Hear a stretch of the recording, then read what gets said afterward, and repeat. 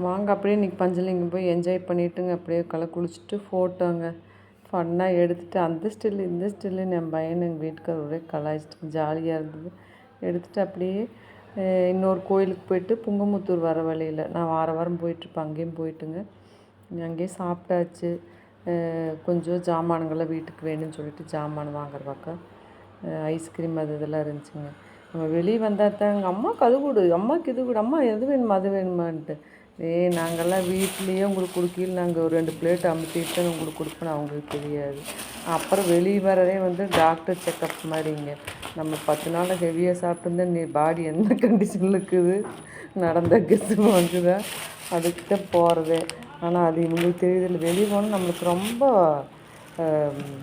வரவேற்பு மாதிரி தான். அது அம்மா கூட இது அம்மா கூட, அம்மா அது சாப்பிடு இது சாப்பிடுன்னு தொலை தாங்க முடியலைங்க.